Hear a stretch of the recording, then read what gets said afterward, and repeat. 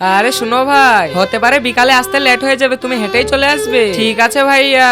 আরে ইয়ার ভাইয়া তো এখনো আসলো না, হতে পারে বিকালে আসতে লেট হয়ে যাবে, তুমি হেঁটেই চলে আসবে। তাহলে আমি হেঁটেই চলে যাই। আরে হাঁটতে হাঁটতে তো ট্যাং ব্যথা করছে, এবার আমি কি করব?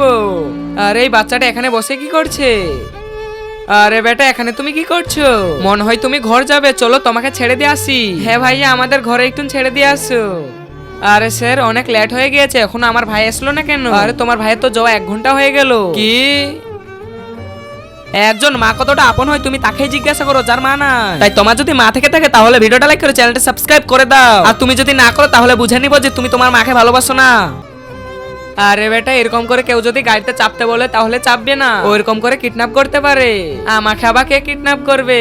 আরে বেটা, এই গ্রামে অনেক বাচ্চা কিডন্যাপ হচ্ছে, তোমাকেও কিডন্যাপ করে নিতে পারতো, আর ওরা বাচ্চাগুলা ধরে নিয়ে গিয়ে বিক্রি করে দিচ্ছে। কিন্তু বেটা, তোমার কপাল ভালো যে তুমি পুলিশের সাথে লিফট পেয়েছো, আর আমি হলাম একটা পুলিশ। কি সত্যি আঙ্কেল? হ্যাঁ বেটা, তুমি তাড়াতাড়ি ঘরে চলে যাও, তোমার জন্য ওয়েট করছে।